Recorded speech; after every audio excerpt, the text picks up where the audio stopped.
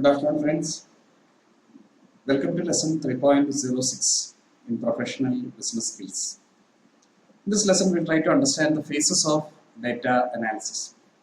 Data analysisലെ വ്യത്യസ്തമായ ഭാഗങ്ങൾ എന്തെല്ലാമാണ് എന്ന് നമുക്ക് മനസ്സിലാക്കാം. അതായത് ഡേറ്റ അനാലിസിസ് നടത്തുമ്പോൾ അതിലെ സ്റ്റേജസ് എന്തെല്ലാമാണ്, ഏതെല്ലാം ഘട്ടങ്ങളിലൂടെയാണ് ഒരു ഡേറ്റ അനാലിസിസ് എന്ന് പറയുന്ന പ്രോസസ്സ് നടന്നു പോകുന്നതെന്ന് നമുക്ക് മനസ്സിലാക്കാം.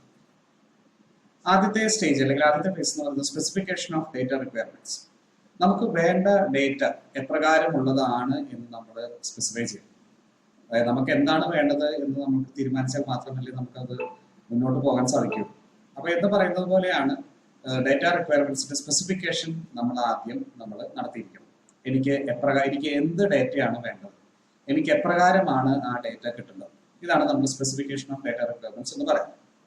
അതായത് ഡേറ്റ ഫോർ എക്സാമ്പിൾ നമ്മൾ മനസ്സിലാക്കുകയാണ്, എനിക്കറിയേണ്ടത് തൃശ്ശൂർ ജില്ലയിലെ ജനസംഖ്യ, ഇതാണ് എനിക്ക് കിട്ടേണ്ട ഡേറ്റ. അപ്പൊ ഞാൻ പറയുകയാണ് കൃത്യമായിട്ട് എനിക്ക് തൃശ്ശൂർ ജില്ലയിലെ ജനസംഖ്യ കിട്ടിയിരിക്കണം എന്ന് ഞാൻ പറയും. ഇതാണ് എൻ്റെ ഡേറ്റ റിക്വയർമെന്റ്.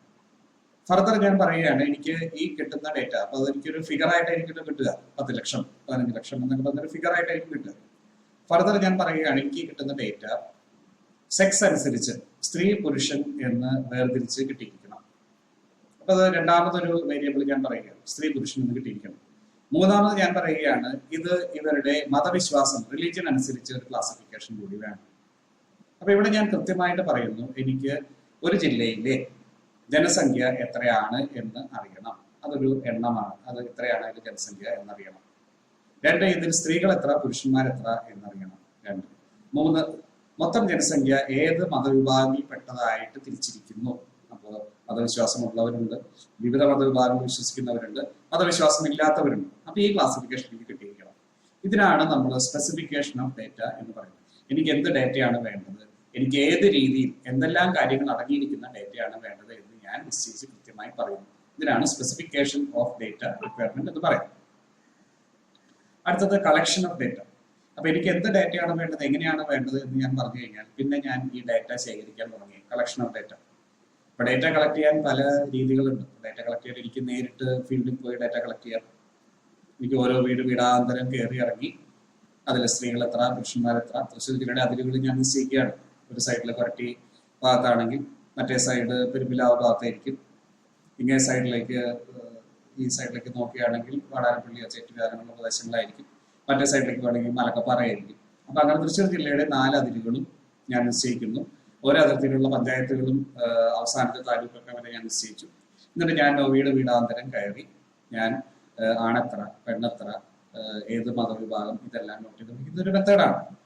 അതല്ലെങ്കിൽ എനിക്ക് പ്രീ പബ്ലിഷ്ഡ് ഡേറ്റ, ഇന്ത്യ ഗവൺമെന്റിന്റെ സെൻസസ് ഉണ്ട്, വളരെ റിലയബിൾ ആയ ഇന്ത്യ ഗവൺമെന്റ് സെൻസസ് ഉണ്ട്. 2011 പിന്നെ 2020 വരാൻ പോകുന്നു. അപ്പൊ ഞാൻ ഈ സെൻസസ് കണക്ക് നോക്കി എനിക്ക് എടുക്കാം. പല രീതിയിൽ എനിക്ക് ഡേറ്റ കളക്ട് ചെയ്യാം. ഏറ്റവും പ്രധാനപ്പെട്ട കാര്യം എന്താണ്, ഡേറ്റ കളക്ഷൻ റിലയബിൾ ആയിരിക്കണമെങ്കിൽ ഓണസ്റ്റ് ആയിരിക്കണം. അതായത് ഞാൻ ഒരാളെ ഇപ്പോൾ വീട്ടിൽ എല്ലായിടത്തും പോയി കളക്ട് ചെയ്യാൻ ഡേറ്റ കളക്ട് ചെയ്യാൻ പറയുന്ന ഒരാൾ ഹോട്ടലിൽ ഇരുന്നിട്ട് ഏകദേശം എനിക്ക് തൃശ്ശൂർ ഇരിങ്ങാലക്കുട മുനിസിപ്പാലിറ്റിയിലെ ആണ് ഇത്ര പെണ്ണെത്ര എന്ന് പറഞ്ഞ് ഹോട്ടലിൽ ഇരുന്നൊരു കണക്ക് എഴുതി തന്നു കഴിഞ്ഞാൽ അത് വിശ്വസനീയമല്ല, ഓണസ്റ്റ് അല്ല, അതൊരു സത്യസന്ധതയില്ല. ഡേറ്റ കളക്ഷൻ എപ്പോഴും സത്യസന്ധമായിരിക്കണം. എന്നാൽ മാത്രമേ നമുക്ക് കൃത്യമായി അതുകൊണ്ട് എന്തുദ്ദേശിക്കുന്നു അത് നടപ്പിലാവുകയുള്ളൂ. ആക്യുറേറ്റ് ആയിരിക്കണം. ഒരു വീട്ടിൽ 5 പേരുണ്ടെങ്കിൽ ഈ വീട്ടിൽ ഏകദേശം വീടിന്റെ അകത്ത് കയറാതെ ഈ വീട്ടിൽ ഏകദേശം ഇങ്ങനെ നോക്കിയിട്ട് ഇവിടെ 3 പേരായിരിക്കും എന്ന് പറഞ്ഞാൽ അതിൽ ആക്യുറസി, അതിൽ ഓണസ്റ്റി. അപ്പൊ നിങ്ങളുടെ ഡേറ്റ കളക്ഷൻ എപ്പോഴും ആക്യുറേറ്റ് ആയിരിക്കണം, ഓണസ്റ്റ് ആയിരിക്കണം. എന്നാൽ മാത്രമേ അതിനെ ബേസ് ചെയ്തെടുക്കുന്ന തീരുമാനങ്ങൾ വാലിഡ് ആവുകയുള്ളൂ. ഞാൻ പറഞ്ഞപ്പോൾ വിവിധ രീതികളിൽ നമുക്ക് ഡേറ്റ കളക്ട് ചെയ്യാം. പേഴ്സണൽ വർക്കിലൂടെ, ഫീൽഡ് വർക്കിലൂടെ കളക്ട് ചെയ്യാം, അല്ലെങ്കിൽ വെബ്സൈറ്റിൽ നിന്ന് നമുക്ക് കളക്ട് ചെയ്യാം. ഇന്ത്യ ഗവൺമെന്റിന്റെ സെൻസസ് വിഭാഗത്തിലെ വെബ്സൈറ്റിൽ നിന്ന് കളക്ട് ചെയ്യാം.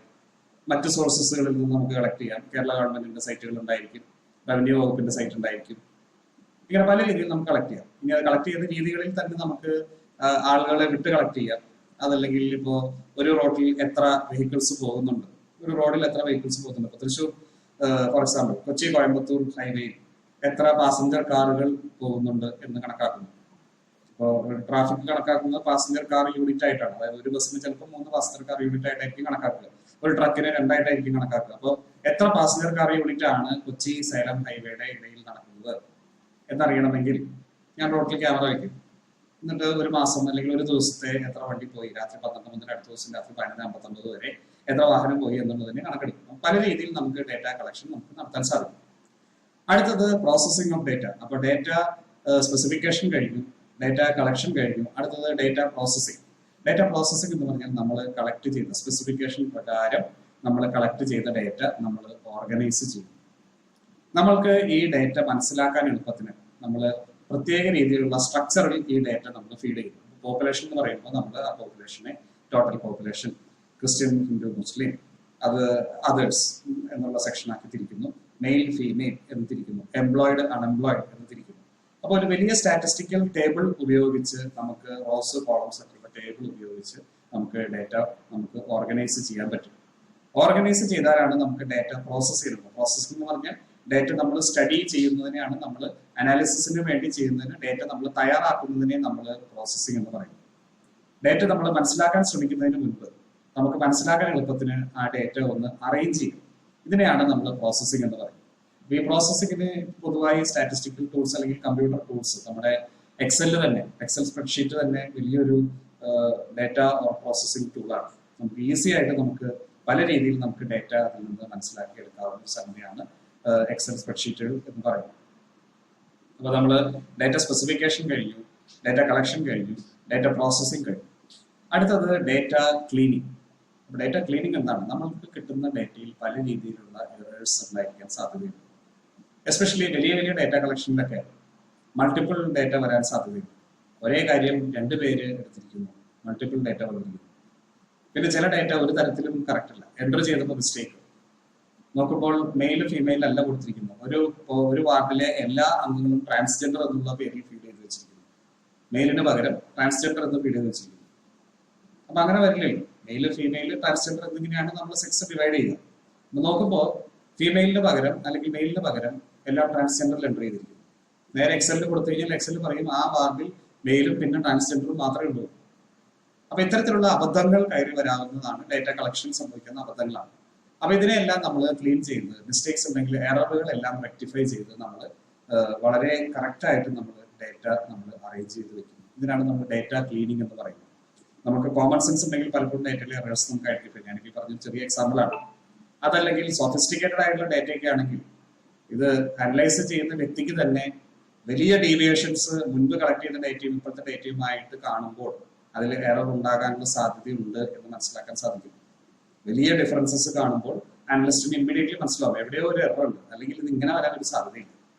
അപ്പൊ അവരത് എക്സാമിൻ ചെയ്തത് ക്ലീൻ ചെയ്തത്. ഇതിനാണ് നമ്മൾ ഡേറ്റ ക്ലീനിങ് എന്ന് പറയുന്നത്.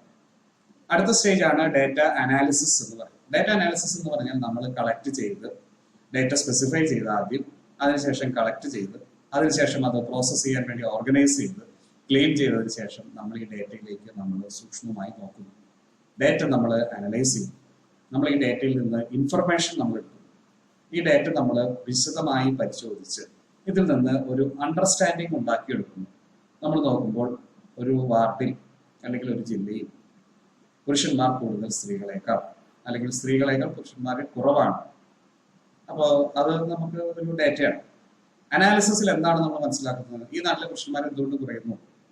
നോക്കുമ്പോൾ എന്താണ്, ഈ നാട്ടിലെ പുരുഷന്മാരിൽ ഭൂരിഭാഗവും വിദേശത്താണ്. പിന്നെ കേരളത്തിൽ തന്നെ ചില താലൂക്കുകളിൽ, തിരുവല്ല, ഒരുപാട് പേര് വിദേശത്താണ്. കുറെ കാലം മുമ്പ് വരെ ചാവക്കാട് പുരുഷന്മാർ കൂടുതലും വിദേശത്താണ്. അപ്പൊ ഇത് ഒരു ഡേറ്റ അനലൈസ് ചെയ്യുമ്പോൾ നമ്മൾ മനസ്സിലാക്കുന്നതാണ്. ഈ മുനിസിപ്പാലിറ്റിയിൽ സ്ത്രീകളാണ് കൂടുതൽ, പുരുഷന്മാർ കുറവാണ് എന്ന് പറയുന്നതാണ് ഡേറ്റ. ഡേറ്റ ക്ലിയർ ആണ്. അനാലിസിസിലൂടെയാണ് നമ്മൾ മനസ്സിലാക്കുന്നത് ഈ നാട്ടിൽ കൂടുതലും പുരുഷന്മാർ വിദേശത്ത് ജോലിക്ക് പോയിരിക്കുന്നത് കൊണ്ട് ഈ നാട്ടിൽ നമ്മൾ നോക്കുമ്പോൾ സ്ത്രീകളെക്കാൾ കുറവാണ് പുരുഷന്മാർ ജനസംഖ്യ. ഹോസ്പിറ്റലിൽ നിന്ന് കിട്ടുന്ന ഡേറ്റ അനുസരിച്ച് നോക്കുമ്പോൾ പുരുഷന്മാരുടെയും സ്ത്രീകളുടെയും ജനസംഖ്യയിൽ ഇത്ര വ്യത്യാസം വരുന്നില്ല. പക്ഷെ 18 വയസ്സ് കഴിഞ്ഞവരുടെ കണക്കെടുത്ത് നോക്കുമ്പോൾ സ്ത്രീ പുരുഷ അനുപാതം വളരെ വ്യത്യസ്തമാണ്. കാരണം 18 വയസ്സ് കഴിഞ്ഞ പുരുഷന്മാർ മിക്കവാറും വിദേശ ജോലിക്ക് പോയിരിക്കുന്നു. അപ്പൊ ഇതിനാണ് നമ്മൾ ഡേറ്റ അനാലിസിസ് എന്ന് പറയുന്നത്. അതല്ലെങ്കിൽ മറ്റൊരു താലൂക്കിൽ എടുക്കുമ്പോൾ ജനസംഖ്യ എടുത്തു കഴിഞ്ഞാൽ, നിലവിലുള്ള ആൾക്കാരുടെ ജനസംഖ്യ എടുത്തു കഴിയുമ്പോൾ നമ്മൾ കാണുന്നത് ആവറേജ് ഏജ്, ഒരു മുനിസിപ്പാലിറ്റിയിലെ ആവറേജ് ഏജ്, പോപ്പുലേഷൻ ഏജ് 80 വയസ്സാണ്. അങ്ങനെ വരും. ഒരു മുനിസിപ്പാലിറ്റിയിലെ ആവറേജ് ഏജ് 80 വയസ്സെന്ന് പറഞ്ഞു കഴിയുമ്പോൾ 60 വയസ്സിന് മേലെയുള്ളവരാണ് അവിടെ കൂടുതൽ. 60-നും 90-നും ഇടയിൽ പ്രായമുള്ളവരാണ് അവിടെ കൂടുതൽ. അതെന്താണ് അങ്ങനെ? അന്വേഷിച്ച് നോക്കുമ്പോൾ നമ്മൾ കാണുന്നത് എന്താണ്, ആ മുനിസിപ്പാലിറ്റിയിലെ എല്ലാവരും വിദേശത്താണ്. തിരുവല്ലയുടെ കേസാണ്. പ്രായമായവരാണ് കൂടുതൽ വീടുകളിൽ.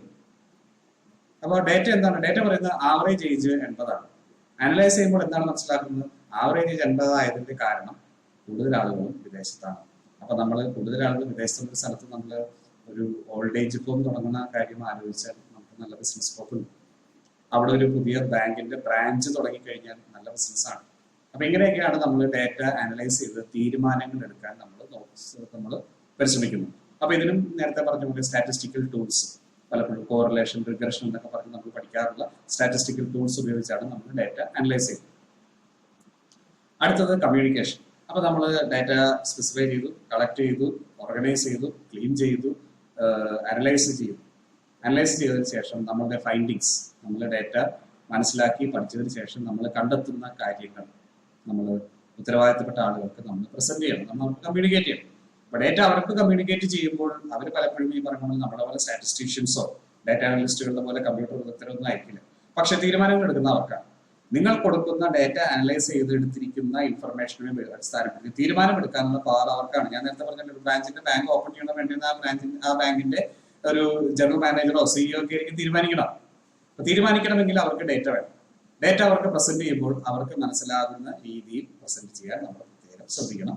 അതിന് ടേബിളുകളോ ചാർട്ടുകളോ ഒക്കെ ഉപയോഗിച്ച് അവർക്ക് മനസ്സിലാകുന്ന രീതിയിൽ അവർക്ക് ഉചിതമായ തീരുമാനമെടുക്കുന്ന രീതിയിൽ ഡേറ്റ പ്രസന്റ് ചെയ്യണം.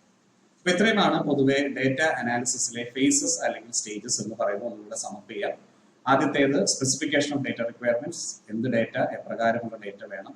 2 collection of data, data collect ചെയ്യുന്ന രീതി.